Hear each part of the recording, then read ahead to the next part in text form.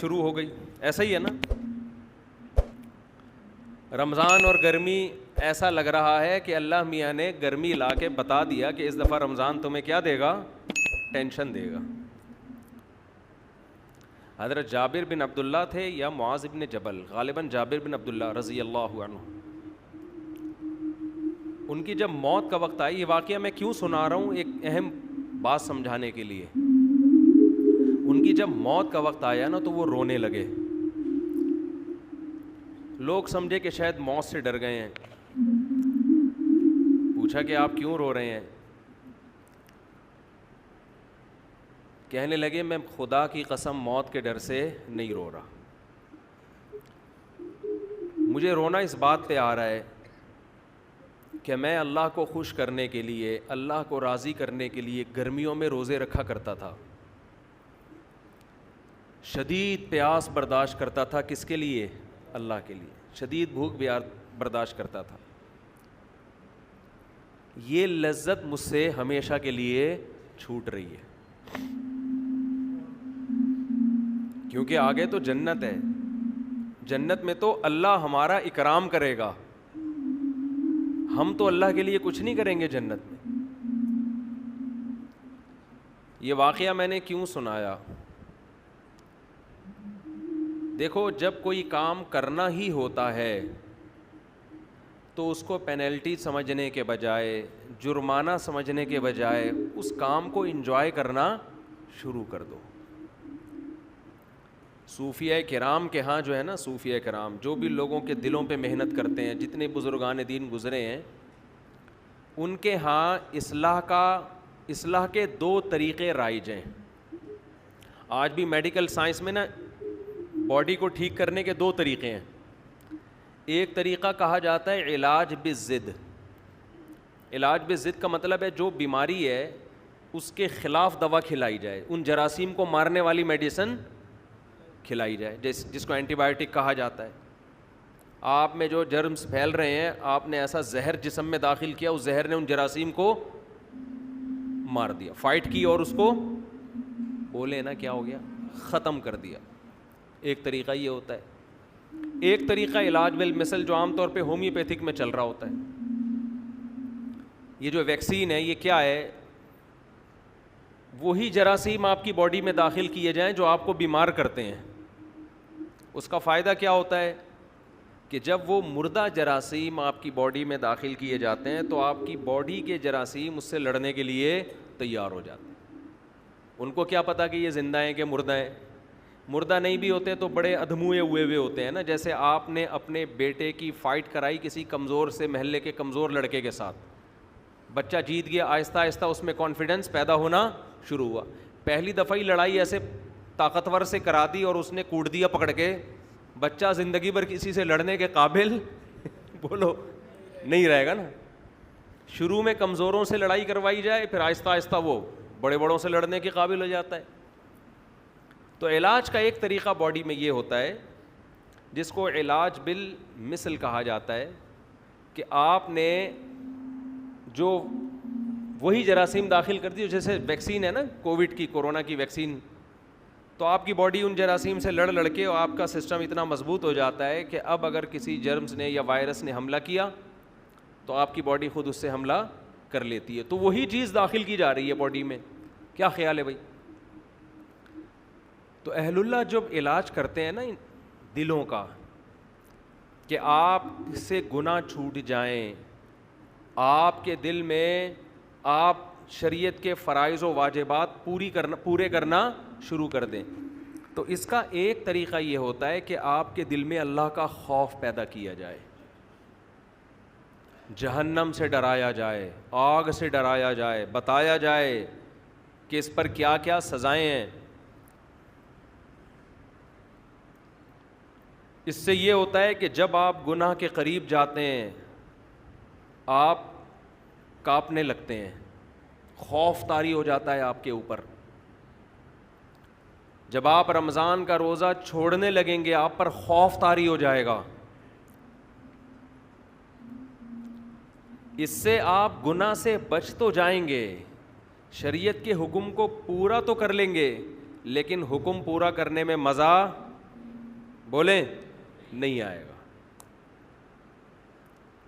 خوف کی وجہ سے بھی انسان کام کر لیتا ہے لیکن کام میں جان پیدا نہیں ہوتی. کچھ طلباء وہ ہوتے ہیں جو ایگزام کی تیاری کے لیے پڑھتے ہیں, انہیں پڑھنے کا شوق بالکل بھی نہیں ہوتا, ڈر ہوتا ہے کہ کل فیل ہو جائیں گے, ابا سے مار پڑے گی, یہ ہو جائے گا وہ ہو جائے گا. وہ بھی پڑھ لیتے ہیں لیکن جب وہ کتاب سامنے رکھ کے بیٹھتے ہیں تو انہیں خوشی نہیں ہوتی بلکہ ان کو تکلیف کہ کب اس عمل سے ہماری جان چھوٹے گی. سمجھتے ہو؟ یہ لوگ زیادہ ترقی نہیں کر پاتے, یہ دھکے دے دے کے چلتے رہیں گے, ایک دن بیزار ہو کے بھاگ جائیں گے. اور ایک طریقہ یہ ہوتا ہے کہ آپ جو کام کر رہے ہیں, جو ذمہ داری آپ کو دی گئی, اس میں آپ کی دلچسپی پیدا ہو جائے, وہ کام آپ کے لیے مزیدار ہو جائے. گناہ کبھی اللہ کے خوف سے انسان چھوڑتا ہے, کبھی اللہ کی محبت میں چھوڑتا ہے. محبت میں جب کام کیا جاتا ہے تو وہ کام مزیدار ہو جاتا ہے, اس میں دل لگتا ہے انسان کا. حضرت جابر بن عبداللہ جو رو رہے ہیں موت کے وقت کہ میں جو گرمیوں میں شدید پیاس برداشت کیا کرتا تھا وہ لذت آج مجھ سے چھوٹ رہی ہے. بتاؤ شدید پیاس لذت کی چیز ہے یا ٹینشن کی چیز ہے؟ ٹینشن کی چیز ہے. لیکن اس ٹینشن کے چھوٹنے پر جابر بن عبداللہ رضی اللہ عنہ کو ٹینشن ہونے, اس ٹینشن کے چھوٹنے پر ان کو ٹینشن ہو رہی ہے. کیوں؟ جس کے لیے ٹینشن برداشت کر رہے ہیں اس ذات سے محبت ہے. انسان کو جب کسی سے محبت ہوتی ہے تو اس کی نظر میں محبوب کو خوش کرنا دنیا کی سب سے بڑی لذت بن جاتی ہے. تو رمضان کے روزے آپ پہ فرض ہیں, وہ رکھنے ہیں, چاہو ٹینشن سے رکھ لو, چاہو اللہ کی محبت میں رکھ لو. میں پشاور میں تھا, ہمارے ایک دوست پٹھان تھے, بوڑھے. بعض دفعہ لوگ اتنے اخلاص سے بات کہتے ہیں کہ وہ 2-3 گھنٹوں کی تقریر ایک طرف اور 2 جملے ایک طرف, ان 2 جملوں سے ایسی موٹیویشن ملتی ہے کہ 1-2 گھنٹوں کی تقریروں سے وہ موٹیویشن نہیں ملتی. آپ کو پتہ ہے ہم جب کسی محفل میں ہوں اور شادیوں کی بات نہ ہو تو ایسا ہوتا ہے نہیں. اب تک کی رپورٹ کے مطابق اس طرح کبھی میری معلومات کی حد تک ایسا ہوا نہیں. تو وہاں بھی یہی بات موضوع, میں خود نہیں چھیڑ رہا ہوتا تو دوسرے چھیڑ دیتے ہیں. تو پشاور میں ہماری دعوت تھی, وہ بوڑھے پٹھان تھے, بڑا انہوں نے ہمارا اکرام کیا, تھے بھی بڑے مالدار. تو ویسے ہی کسی نے موضوع چھیڑ دیا دوسری شادی کا.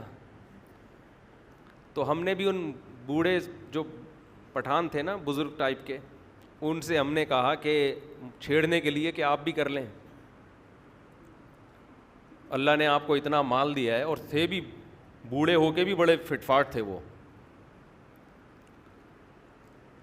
تو کسی نے کہہ دیا کہ بھائی اللہ نے اس کام میں بڑی لذت رکھی ہے شادیوں میں, ایسی بات چل پڑی نا.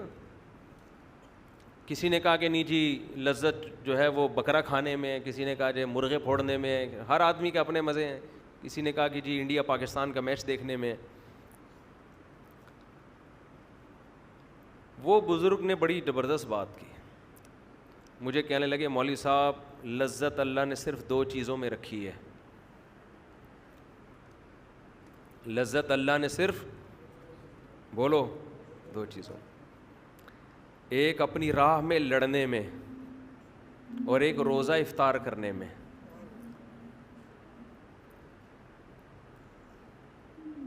یہ بات انہوں نے ایسے جذبے سے کہی, جو آدمی خود عمل کرتا ہے نا, عمل, اس کی بات میں اللہ نے وزن بہت رکھا ہے. شو مارنے کے لیے تو کوئی بھی کچھ بھی کہہ دے, گورنمنٹ کی طرف سے کوئی پابندی نہیں. آج کل بڑے بڑے موٹیویشنل اسپیکر پڑے ہوئے ہیں, ایسی ایسی تقریریں کر رہے ہوں گے, آپ کو لگے گا ان سے زیادہ نیک آج تک اس کائنات میں پیدا ہو ہی نہیں. لیکن جب آپ ان کے پاس جاؤ تو 5 منٹ بات کرنے کے بھی پیسے مانگتے ہیں وہ. ان سے بولو نا کوئی نصیحت کر لو, کہہ رہے 50 روپے یہاں رکھ, پھر نصیحت کروں گا میں تجھے. مکمل پروفیشنل بن چکے ہیں, پیسہ, بزنس, کوئی خیر خواہی کا جذبہ ہے, اچھے بھی ہیں, اچھے لوگ بھی ہیں. تو اس نے جو دل سے یہ بات کہی نا, اس بات کو کہے ہوئے میرا خیال ہے 7-8 مہینے ہو گئے. اتنا مزہ آیا اس کے منہ سے یہ 2 جملے سننے میں, اتنا مزہ آیا کہ جب میں یہ بیان کرتا ہوں نا, تو بیان کرتے ہوئے مجھے اپنے جذبات پہ کنٹرول نہیں ہوتا. سوچیں اس نے کتنے اخلاص سے یہ جملہ کہا ہوگا. اس کی ساری عمر لڑائی میں گزری ہے, ساری عمر. اس نے کہا مزہ اللہ نے کس میں رکھا ہے؟ صرف 2 چیزوں میں. ایک خدا کی راہ میں لڑنے میں, دوسرا روزہ افطار کرنے میں. آپ کہہ سکتے ہو کہ روزہ افطار کرنے میں جو لذت ہے وہ کھانے پینے کی لذت ہوگی. میرے بھائی, کھانے پینے کی لذت ہر بھوکے کو حاصل ہوتی ہے. کھانے پینے کی لذت ہر بھوکے کو, بولو, یہ تو انگریز کو بھی ہوتی ہے. بھوک کے بعد اس کو کھانا ملے گا, اس کو بھی بڑا مزہ آئے گا.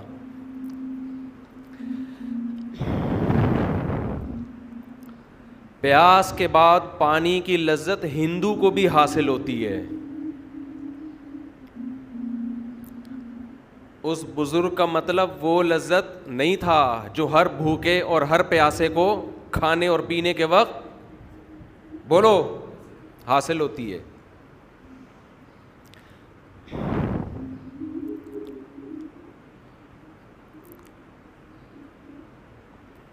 یہ جو روزے دار کو افطاری کے وقت لذت حاصل ہوتی ہے, یہ وہ لذت ہے جس لذت کے حاصل کرنے کے لیے دل میں اللہ کی محبت کا ہونا, بولو, ضروری ہے.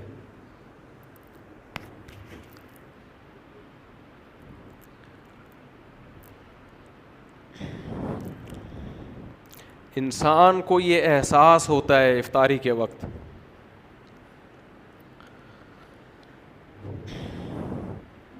ذرا تھوڑا سا ٹھنڈا پانی دے دیں. جب سے یہ 3 شادیاں ہوئی ہیں نا,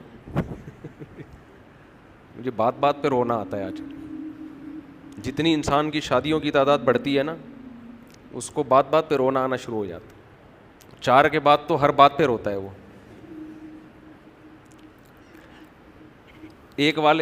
کسی نے کہی, میں نے سنا کہ وہ ایک آدمی کی 40 سال عمر ہو گئی, اب تک شادی نہیں ہوئی. کسی نے کہا کیوں نہیں ہوئی؟ کہہ رہے ہیں اس کو کسی بزرگ کی دعا لگی ہے. وہ دعا کیا لگی ہے؟ کسی بزرگ کی اس نے خدمت کی تھی, انہوں نے دعا دی تھی اللہ کرے تو ہمیشہ خوش رہے. اس کے بعد 40 سال ہو گئے. یہ موضوع ایسا جذباتی شروع ہو گیا ہے, اس کو ہم نے بھی چینج کرنا ہے.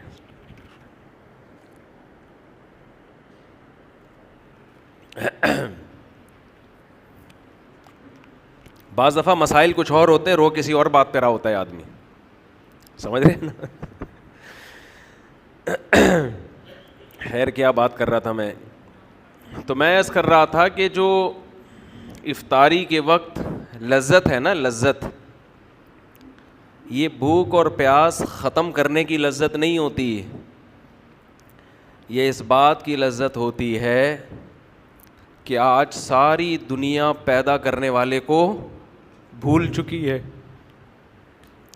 دنیا میں ہر شخص نے ہر ایک کو یاد رکھا ہے, نہیں یاد رکھا تو کس کو؟ پیدا کرنے والے کو. آج شادیوں میں مکس گیدرنگ ہوتی ہے نا, آپ ان سے کہیں سیپریٹ انتظام کر لو, لڑکیوں کو ادھر کر لو, مردوں کو ادھر کر لو, درمیان میں ایک چادر کھینچ لو, کیا جا رہا ہے؟ کچھ اس میں پیسے لگتے ہیں زیادہ ہے بھائی, لیکن ایسے مذاق اڑائیں گے آپ کا, ایسے بات کریں گے, ابے یہ مولویوں نے اتنا مشکل بنا دیا, ابے کیا ہو گیا یار. آپ کی نظر میں ہر قانون کی ویلیو ہے. حکومت نے لا بنایا 10 بجے ہال بند ہو جائیں گے, آپ 10 بجے بتیا بجھاتے پھر رہے ہو. آپ اپنے باپ کو ناراض نہیں دیکھ سکتے شادی میں, اپنے بھائی کو ناراض نہیں دیکھ سکتے. لڑکی والے ہو تو لڑکے والوں کو ناراض نہیں ہونے دو گے, لڑکے والے ہو تو لڑکی والوں کو ناراض نہیں ہونے دو گے.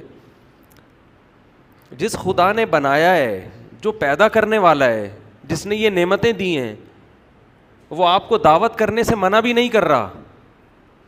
وہ یہ بھی نہیں کہہ رہا کہ آپ نے یہ کھانا ہے یہ نہیں کھانا, سب چیزیں حلال کر دی اس نے اس دعوت میں. وہ صرف اتنا کہہ رہا ہے کہ کیا کر دو, بیچ میں پارٹیشن کر دو. لیکن آپ کے جو نہیں رینگتی, آپ ٹس سے مس ہونے کے لیے تیار نہیں ہو.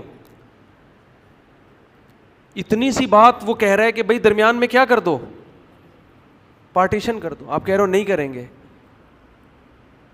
مجھے ایسے موقع پہ شعیب علیہ السلام کا کلام یاد آتا ہے. شعیب علیہ السلام نے جب اپنی قوم کو سمجھایا نا خدا کی نافرمانی چھوڑو, تو قوم جواب میں کیا کہتی ہے کہ لولا رہتک لرجمناک, تو ہمارے خاندان کا آدمی ہے, ہماری قوم کا آدمی ہے, ہماری زبان ہی ہے تیری, قوم بھی ایک ہے, اس وجہ سے ہم نے تجھے چھوڑا ہوا ہے. ہماری قوم کا نہ ہوتا مار دیتے تجھے جان سے. شعیب علیہ السلام نے کیا کہا, ارہتی اعز علیکم من اللہ, اے میری قوم میں تمہیں خدا سے ڈرا رہا ہوں, باتیں خدا کی کر رہا ہوں. تمہاری نظر میں قومی تعلق یہ خدا سے بھی بڑھ کر ہے. مجھے اگر تم نے چھوڑا ہوا ہے تو قوم کی وجہ سے چھوڑا ہوا ہے. وَاتَّخَذْتُمُوهُ وَرَاءَكُمْ ظِهْرِيًّا, اور خدا کو اٹھا کے تم نے پیٹھ کے پیچھے پھینک دیا ہے. ایسا نظر انداز کیا ہے گاڈ کو, اللہ کو, خدا کو, کہ پشت کے پیچھے اس کی کوئی ویلیو ہی نہیں ہے. میں تم کو بات کر رہا ہوں خدا خدا خدا خدا, آرڈر اللہ کا آرڈر. اللہ تمہاری ڈکشنری میں ہے ہی نہیں. مجھے چھوڑا ہوا ہے تو کیوں, قوم کی وجہ سے. اگر کہہ دیتے کہ اے شعیب ہم تو چونکہ نام خدا کا لیتا ہے اس لیے ہم تیری رعایت کر رہے ہیں, قوم بھی ہے لیکن ساتھ میں نام تو اللہ کا لے رہا ہے اس لیے ہم تجھے کچھ نہیں کہہ رہے, تو خوشی ہوتی مجھے. اس اللہ کا تمہاری ڈکشنری میں کوئی تذکرہ ہے ہی نہیں. آج شادی بیاہ میں دیکھ لینا, ہر جگہ یہی ہو رہا ہے. جہاں اللہ کی بات خواتین کو بتاؤ بھائی اسلام میں عورت کے لیے حیا پسندیدہ ہے. میں نے بیان کیا تھا نا کہ خواتین موٹر سائیکل پر مردوں کی طرح نہ بیٹھیں, تھوڑا سمٹ کے بیٹھیں. یہ ٹھیک ہے چادر کے الجھنے کا خطرہ ہوتا ہے بائکوں میں, تو سمٹ کے بیٹھیں. ابھی ایک برقع آ گیا کسی خاتون کا, بھائی سمٹ کے بیٹھیں, کپڑے کو لپیٹ کے بیٹھیں تاکہ, اور چین کور بھی لگائیں بائکوں میں تاکہ یہ نوبت نہ آئے. اتنا مذاق اڑایا. اسلام حیا کو پروموٹ کرتا ہے, حیا کو. حیا کس میں زیادہ ہے, دیکھنے میں کس میں حیا زیادہ نظر آ رہی ہے, مردوں کی طرح بیٹھنے میں, یہ خواتین عورتوں کی طرح بیٹھیں, حیا کس میں نظر آ رہی ہے؟ مگر حیا آج ڈکشنری سے, کیونکہ اللہ چاہتا ہے نا, شرم اور حیا کس کا حکم ہے؟ اللہ کو. تو اس کو کوئی اس پہ جو نہیں رینگتی. مثالیں دی جاتی ہیں جو اونٹ میں صحابیات ایسے بیٹھا کرتی تھیں. اونٹ میں تو ایسے بیٹھنا ممکن نہیں تھا, دونوں پاؤں ایک طرف کر کے. آج بھی ہم نے علماء بزرگوں کو دیکھا ہے کہ وہ اپنی خواتین کو دونوں پاؤں ایک طرف کر کے بٹھاتے ہیں. اس میں حیا زیادہ ہے. لیکن افسوس ہمارے دیندار طبقہ بھی حیا کے معاملے میں آزاد. قرآن حیا کی تعریف کر رہا ہے کہ موسیٰ علیہ السلام کے پاس جب 2 لڑکیاں آئیں ان کو بلانے کے لیے, فجاءت احداہما تمشی علی استحیاء, قرآن کہہ رہا ہے ان میں ایک لڑکی آئی حیا کے ساتھ چلتی ہوئی, سینہ تان کے چلنا عورت کے لیے, بیچ روڈ پہ چلنا یہ ادا اللہ کو پسند بولو نہیں ہے. آپ عورت کی آزادی کے نام پہ بے حیائی پھیلا دو, آپ کی مرضی ہے. پیدا کرنے والا اس عمل سے خوش بولو نہیں ہوگا. آپ اپنی ڈکشنری سے اللہ کو نکال دو, پھر جو چاہے کرو. ایک صاحب مجھے ایک یورپ کے ایک کنٹری کے بارے میں بتانے لگے کہ وہاں آزادی بہت ہے, بہت آزادی ہے, ہر ایک کے حقوق ہیں, جو چاہے کرو, کتنے اچھے ہیں. میں نے کہا آپ کی اور میری نظر میں بہت اچھے ہیں, اللہ کی نظر میں بالکل بھی اچھے نہیں ہیں. کیونکہ ان آزادی کی وجہ سے انہوں نے جن گناہوں کو حلال قرار دے دیا ہے نا, ہومو سیکشولیٹی کو, زنا کو, لڑکیوں سے آپس میں تعلقات, ان چیزوں کی وجہ سے اللہ کی نظر میں وہ بالکل بھی اچھے نہیں ہیں. یہ تو وہ عمل ہے جس سے اللہ نے قوم لوط کو اٹھا کے پٹخ کے مار دیا. جس قوم نے اپنی ڈکشنری سے گاڈ کو نکال دیا, خالق کو, خدا کو نکال دیا, وہ میری اور آپ کی نظر میں بہت اچھا ہے, بنانے والے کی نظر میں اچھا نہیں ہے. بنانے والا نہیں پسند کرتا اس کو. تو مت تعریفیں کیا کرو ایسی قوموں کی جنہوں نے خدا کو وراکم ظہریہ, اپنی پشت کے پیچھے پھینک دیا ہے. اور اگر تعریف کیا کرو پھر دعا کرو تمہارے بچے بھی ایسے بن جائیں, تمہارے بچے بھی ایسے بن جائیں. ان ملکوں میں جائیں, ان کو اتنی آزادی ملے کہ وہ بھی لڑکوں سے بدفعلی کریں, اور جب آپ انگلی اٹھاؤ تو بولے کہ یہ ہیومن رائٹس ہیں. اپنے بچوں کو ایسا بنانا چاہتے ہو تو اس کلچر کی صبح و شام تعریفیں کیا کرو. بولے بہت اچھے, ماشاء اللہ, ویل ڈن بیٹا, آزاد ہے, کوئی روک ٹوک نہیں ہے. تو میں یہ عرض کر رہا تھا کہ ایسے دور میں جب اللہ کو ڈکشنری سے نکال دیا گیا, اللہ کو لغت سے نکال دیا گیا, ایسے موقع پہ کوئی صبح سے لے کے شام تک بھوک اور پیاس کو برداشت کرے, اور ایک دن نہیں, ایک دن, پھر دوسرا دن, پھر تیسرا دن, پھر چوتھا دن, پھر پانچواں دن, پھر چھٹا دن, تو افطار کی لذت میں صرف بھوک ختم کرنے کی لذت نہیں ہے. اصل لذت یہ ہے کہ جس خدا کے لیے صبح سے شام تک قربانی دی, وہ خدا ہماری اس افطاری پر بھی ہم سے خوش ہو رہا ہے.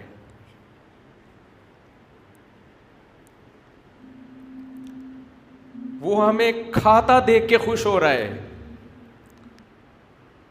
تبھی تو ہمارے نبی صلی اللہ علیہ وسلم یہ دعا پڑھتے تھے, کیسی پیاری دعا, ذہب الظما, شدید پیاس کے بعد جب روزہ افطار ہو, فرماتے تھے نبی صلی اللہ علیہ وسلم کتنی لذتیں اللہ نے دے دیں.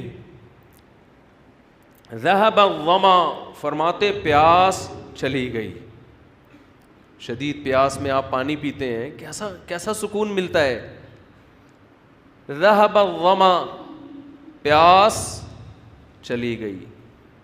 وابتلت العروق, رگیں تر ہو گئیں. سارا دن انسان بھوک اور پیاس کی وجہ سے کیسا خشک ہو جاتا ہے, سوکھ جاتا ہے. آپ نے دیکھا ہوگا افطاری کر کے جب لوگ نماز میں آتے ہیں چہروں پہ کیسی رونق بحال ہو جاتی. عصر میں نمازیوں کی حالت دیکھا کریں اور مغرب میں دیکھا کریں, زمین اور آسمان کا فرق ہے, کیسی چہروں پہ رونق آتی ہے. ذہب الظما, فرمایا پیاس چلی گئی. وابتلت العروق, رگیں تر ہو گئیں.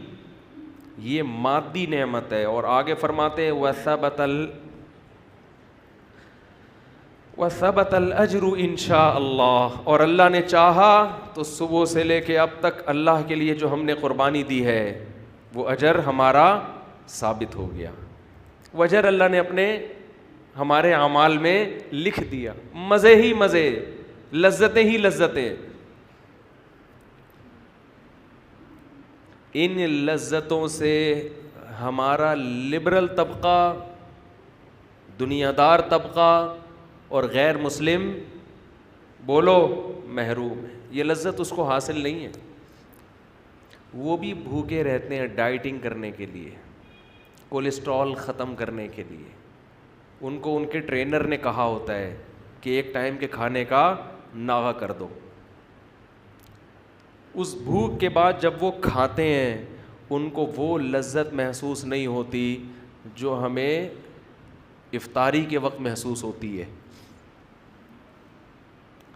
افطاری میں اللہ نے صرف جسم میں سکون نہیں رکھا بلکہ افطاری کے وقت اللہ نے روح کا سکون رکھا ہے. روح میں یہی لذت اللہ نے سحری میں رکھی ہے. سحری کا وقت ایک ایسا ٹائم ہے جس وقت دنیا کی کوئی قوم نہیں کھاتی. کبھی نہیں دنیا میں سنا ہوگا آپ نے اس ٹائم پہ لوگ کھانا کھا رہے ہو. کبھی سنا ہے بھائی کہ جیپنیز صبح 4 بجے اٹھ کے کھانا کھاتے ہیں؟ کبھی سنا آپ نے؟ اگر سنا ہے تو بول دیں ہاں سنا ہے, نہیں سنا تو تھوڑا گردن ہلا دیں. کبھی سنا آپ نے؟ کھانے کا ٹائم نہیں ہے یہ, کہیں بھی نہیں دنیا میں کھایا جاتا. نہ امریکی کھاتے ہیں, نہ جاپانی کھاتے ہیں, نہ چائنیز کھاتے ہیں, نہ ہندو کھاتے ہیں, نہ سکھ کھاتے ہیں. اللہ کو یہ ادا پسند آتی ہے کہ جہاں لوگوں نے میرا نام لینا چھوڑ دیا, ہر جگہ نفس پرستی. اب تو لوگ حکومت سے مطالبہ بھی صرف مہنگائی,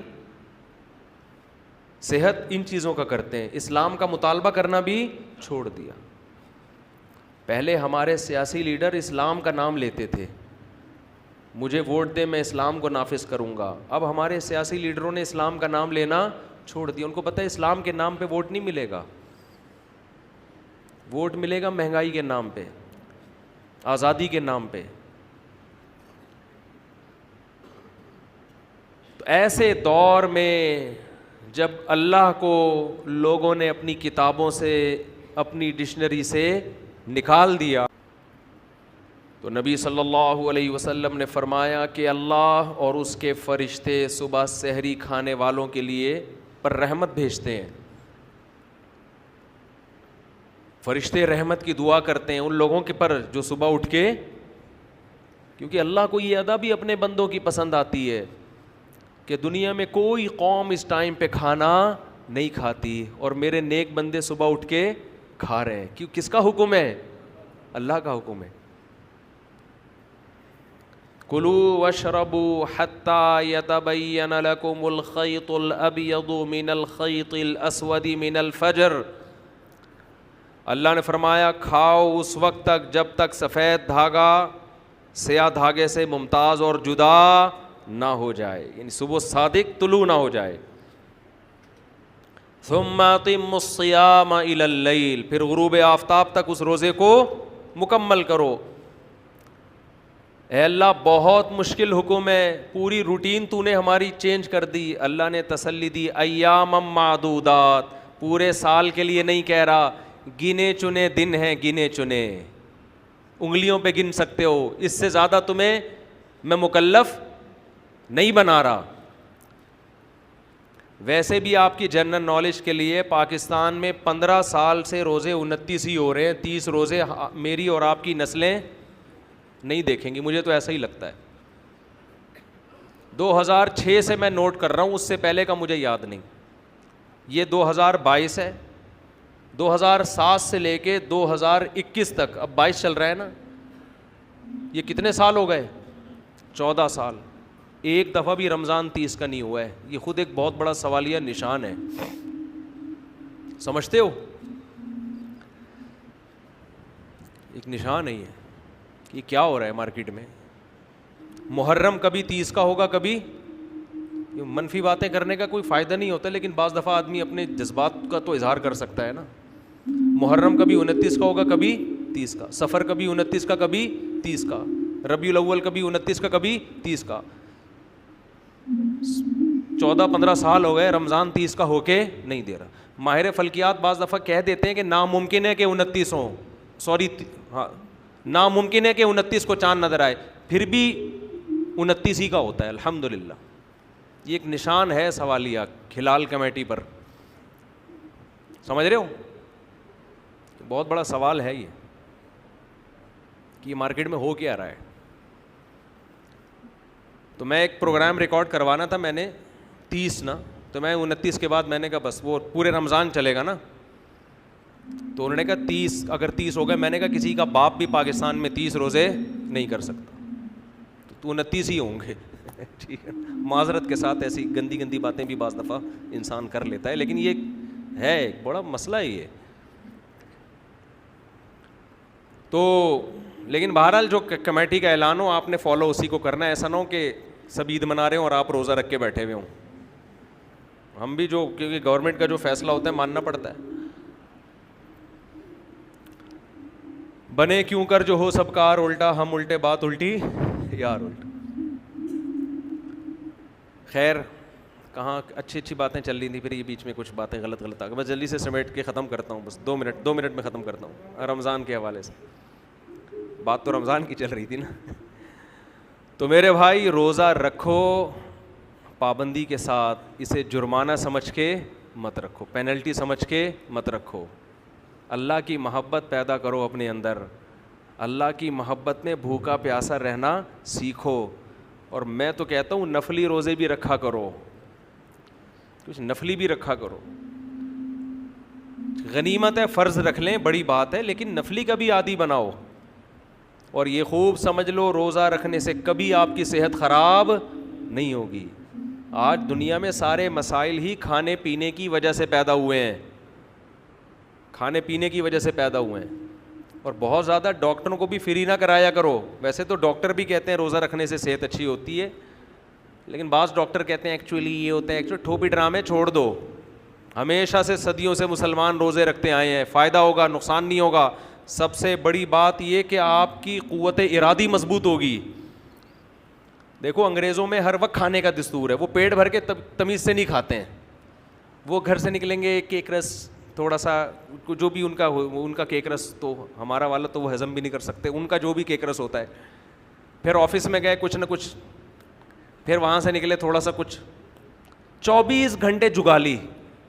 میں نے دیکھا ہے آج ہمارے جو مذہب سے دور, اول تو مذہبی لوگ تو طبیعت سے پھوڑ رہے ہیں, وہ تو 11ویں کے نام پہ, تیجے کے نام پہ, 40ویں مذہب نام ہی توند بھرنے کا بن گیا ہے.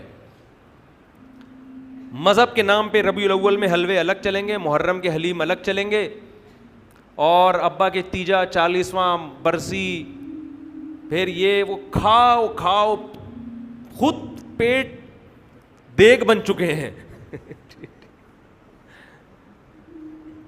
کھا کے, اور اس کو نام کیا دیتے ہیں, یہ خوب بار بار بتا دوں, کسی کا پیٹ اگر بڑا ہوا ہے تو بدگمانی جائز نہیں ہے. میں نے بہت سے لوگ دیکھے بہت بڑے پیٹ, بہت بھاری جسم, کھاتے نہیں ہیں, وہ قدرت کی طرف سے ہے.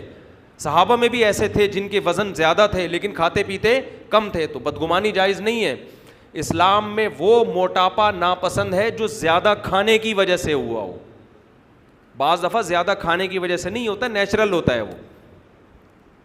تو آج کھانا عبادت بن چکا ہے. اسلام میں کھانا عبادت نہیں ہے, پرہیز کرنا عبادت ہے. کم کھاؤ. آج شادیوں میں بھی عجیب طریقے سے کھانے, پہلے جوس لا کے پکڑا دیں گے. ابے جب جوس پی لیا تو اس کے 15 منٹ بعد کھانا آئے گا, تو آدھی بھوک تو ختم ہو گئی نا. ابھی کچھ دن پہلے ایک ولیمے میں جانا ہوا, انہوں نے پہلے لا کے نا جوس موس دینا شروع کر دیا. میں نے کہا یہ پئیں گے تو بھوک تو لگے گی نہیں پھر. انہوں نے کہا آپ کو نہیں لگے گی, باقی تو سب کو لگ رہی ہے. اس کے بعد پھر گوشت, بوٹیاں. میں سمجھا یہ کھانا ہے, ہم نے بوٹیاں کھا لیں, اب کھانا آئے گا تھوڑی دیر کے بعد. انتہا ہوتی ہے بدتمیزی کی بھائی, اس کو بدتمیزی نہیں تو اور کیا ہے یہ تو میڈیکلی بھی غلط ہے. آپ جب کھانا کھانا شروع کرتے ہیں آپ کا معدہ ایک تیزاب چھوڑنا شروع کر دیتا ہے اس کو گلانے کے لیے. معدہ سمجھتا ہے اب کھانا آ رہا ہے, معدہ اپنا کام شروع. اب آپ نے 10-15 منٹ کا اسٹاپ لے لیا تو وہ تیزاب تو آپ کے معدے کا بیڑا غرق کر دے گا. دوبارہ تھوڑی معدہ تیار ہوگا اس کے لیے. 24 گھنٹے کچھ نہ کچھ کھاتے رہتے ہیں, بس کچھ نہیں منہ میں پان رکھ لیں گے. عادت ڈالو اپنے آپ کو بغیر کھائے پیے سروائیو کرنے کی. رمضان آپ کو یہ موقع فراہم کرتا ہے کہ کھائے پیے بغیر سب کچھ کرو. ہم کچھ جانوروں کی طرح ہر وقت جگالی, ہر وقت گھر میں آتے ہیں فریج میں گھس کے تھوڑا سا یہاں سے 2 نوالے نکال لیے. میری تو عادت تھی بچپن میں فریج میں گھستے ہی دودھ سے ملائی نکال کے پی کھا جا, وہ تو اب بھی ہے, وہ عادت تو ہم چھوڑتے نہیں. ملائی ہم جب بھی دیکھتے ہیں گرم گرم ملائی ہو, مزہ نہ آئے پیسے واپس. اور میں تو حیران ہوتا ہوں ان لوگوں پر جو دودھ کی گرم ملائی کھاتے نہیں ہیں, اتنی مزے کی چیز ہے. اور بچوں کو اسمیل آ رہی ہے آج کل, بچوں کو اس میں سے کیا آ رہی ہوتی ہے اسمیل ملائی میں سے, وہ کھائیں گے کریم ڈبے والی جو زہر ہے نا کریم, وہ کھا رہے ہوں گے. دودھ کی جو بھینس کے دودھ کی خوشبودار بلائی, اس سے ان کو کیا آ رہی ہے اسمیل آ رہی. فطرت ہی برباد ہو گئی ہے. تو ہر وقت ملائی کے علاوہ ملائی کھا سکتے ہو کیونکہ میں کھاتا ہوں باقی ہر وقت کھانا اچھا کام بولو نہیں ہے, بری عادت ہے یہ. رمضان آپ کو یہ ٹریننگ دے دیتا ہے کہ کچھ تھوڑا سا پیٹ کو بھی کیا کرو آرام دو.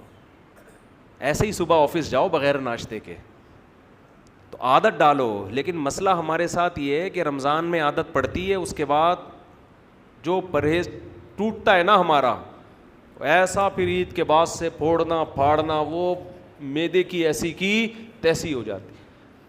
تو رمضان میں عادت ڈالیں. کچھ باتیں میں بھی انشاءاللہ بیان کے بعد بتاؤں گا, وقت چونکہ زیادہ ہو چکا ہے, گرمی بھی ہو رہی ہے, ٹائم بھی اوپر ہو گیا ہے. تو جو حضرات بیٹھنا چاہیں وہ بیٹھ سکتے ہیں. بیان کے بعد انشاءاللہ کچھ دیر مسائل کا بھی سیشن ہوگا, جو سوال پوچھنا چاہیں کچھ دیر اس پر بھی میں تھوڑی سی بات کروں گا.